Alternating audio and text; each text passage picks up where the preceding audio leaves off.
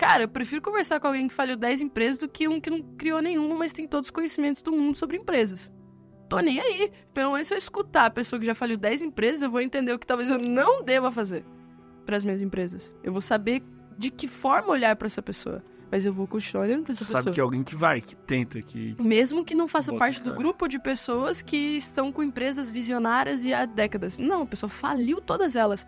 Mas alguma coisa eu tenho a aprender. E isso que muita gente se esquece e perde o brilho no olho e a curiosidade. Putz, deu errado, fiz merda. Não é mais pra mim. Calma aí, cara. Agora você tem literalmente o que não fazer na tua mão. Tem gente que não tem nem isso, não tem nem essa receita, mas só você não fazer a mesma coisa. E tenta ir pro outro caminho, uma hora tu vai acertar. Você já tem muito mais insumo pra trabalhar do que a maior parte das pessoas. Então você tem que olhar pra esse sofrimento, encarar, dar um abraço e falar assim, vamos junto nisso aqui. Então, esse é um ponto. E aí entra a pulsão de vida e a pulsão de morte também, que se relaciona com a curiosidade. Na minha visão simples desse assunto, né? Porque entraria em muitas questões psicanalíticas, e depois pode trazer um psicanalista para falar também só disso, e provavelmente já deve ter tido. Mas a pulsão de vida, de acordo com o Freud ali, é literalmente a vontade de prazer.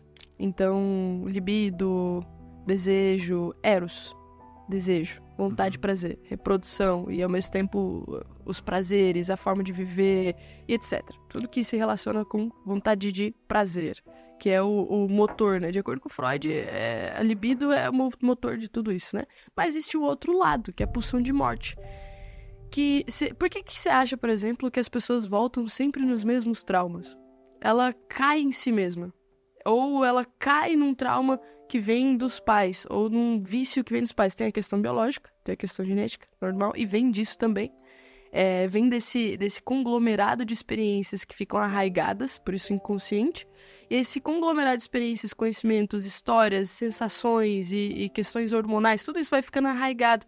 Depois, ao longo da vida da pessoa, às vezes ela vai voltando em hábitos que ela nem sabe por que ela tá voltando. Ela sabe que não deve fazer aquilo, por que volta naquilo? Ela sabe que ficar ali no celular 5 horas por dia tá fazendo mal pra atenção dela, por que ela fica? Uhum. Ela sabe que fumar faz mal, por que ela fuma? Ela sabe que beber faz mal, por que ela bebe? Claro, tem várias questões de vícios que a gente... Você já trabalhou isso aqui várias vezes, o gatilho, a rotina, a recompensa, tudo que compõe ali um hábito. Questões um hábito é um vício, né? Questões químicas. Agora... existe um outro lado, que é de acordo com o Freud, essa tendência a ir sempre pro trauma, a querer reviver, tem até o complexo, né? Tem até a pessoa que se apaixona pelo abusador, tem muitas questões assim. Por que isso existe? Tem muitos fatores, mas um fator que ele pontua é o constante desejo de voltar ao estado inanimado, que seria o estado de morte. Então, com uma constante vontade de não estar mais aqui, de voltar ao estado inanimado, que seria o estado de equilíbrio pleno, estado de... quando você tá nem lá nem cá, você tá morto. Uhum. Você tá em equilíbrio pleno. Imagina o eletrocardiograma, tem ali o som do coração, os pulsos, e quando para, linha reta. Então esse estado inanimado seria uma tentativa de voltar pra morte, voltar pra não existência, voltar talvez pro embrião, que tu não sente nada. Só que, como não tem como fazer isso, a gente usa de válvulas. Então, cada válvula, cada trauma, cada vício, cada coisa é uma forma dessa pulsão de morte continuar pulsando.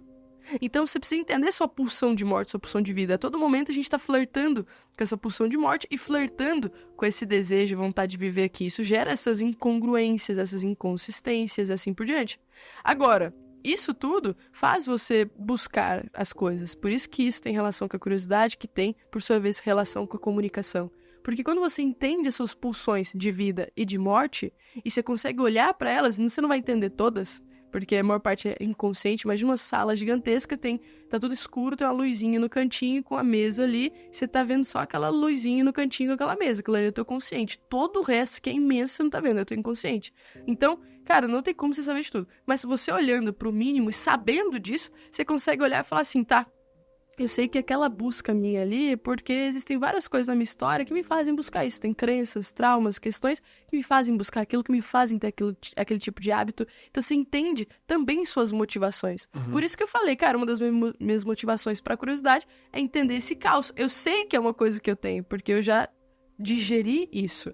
Mas isso é uma visão rasa, provavelmente bem mais profundo do que eu posso entender. Mas essa pulsão de morte, pulsão de vida, se você compreende mais, você consegue vencer a si mesmo cada vez mais, no sentido de sobressair a você mesmo. No sentido de buscar o super-homem de Nietzsche. Você tá indo além daquilo que você coloca como uma verdade, porque o Nietzsche ele criticava muito isso, né? Ah, Deus está morto. Na minha interpretação do que ele quis dizer, e vocês o mataram, né? Na minha interpretação cara, nós temos todo o potencial de sermos imagem e semelhança porque nós somos parte... Ah, mas eu não acredito em Deus. Não é nem a crença em Deus, tô falando no universo. Você acredita que isso aqui existe? Tipo assim, isso aqui tá aqui, certo? Beleza, então tá aqui. Existe essa vida aqui. Você tem potencial de ter tanta energia quanto qualquer outro ser animado, ser que tem vida aqui nessa Terra. Às vezes você tá em estado de definhamento. Por quê? Porque você não tá percebendo isso. Então a gente tem esse potencial. Só que nós nos vitimizamos por coisas que todo momento acontecem. Igual Nietzsche criticava muito o cristianismo, justamente porque os cristãos se vitimizavam demais através da história de Cristo, não sei o que e tal. E nesse vitimismo, acabava caindo num limbo de sempre pedir e tal, e ficar naquela coisa de ter que cumprir, pagar meus pecados, e vai tirando a energia criativa, que é essa energia de vida, e por isso você perde Deus dentro de você. Na minha interpretação mais maluca desse assunto, eu vejo dessa forma, você já vai perdendo isso. Só que se você entende que você tem toda a energia, você não depende de outras coisas, você depende de muita coisa, você não depende de outras coisas que não estão no teu controle, das pessoas que você acha que você depende, dos elogios que você acha que você depende, das ferramentas. Por exemplo, tu começou o podcast de que jeito? Com o que você tinha e dali. E você falou assim, vou fazer aqui. Buscou o básico, buscou as coisas que precisavam mais básicas, mas fez o negócio. Você não ficou falando, não tenho aquele equipamento, não tenho tal coisa. Porque você quis fazer. Você olhou e falou, tenho esse potencial de criar, vou criar.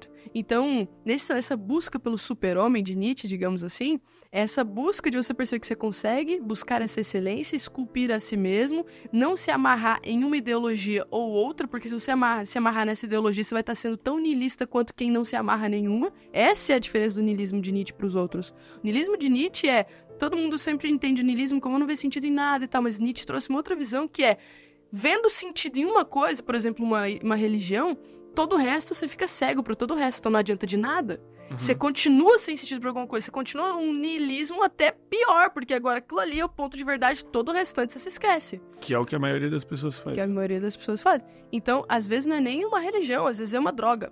Às vezes é o álcool que é o Deus da vida da pessoa. Ninguém é ateu, só não tá sabendo a que Deus tá servindo, né? Não tem essa frase? Então, essa ideia é o que permeia a minha percepção ali em relação a essa pulsão de vida, pulsão de morte. A pulsão de vida, pulsão de morte, você compreendendo, você entende suas limitações, seus poderes, digamos assim, e você consegue alcançar melhor esse super-homem, essa excelência, esse outro lado, essa busca incessante, e tendo energia para tal, por mais que você saiba que você vai morrer e vai terminar em adubo. E isso pode ser uma motivação, pode fazer você ficar definhando do lado da tua cama e já era.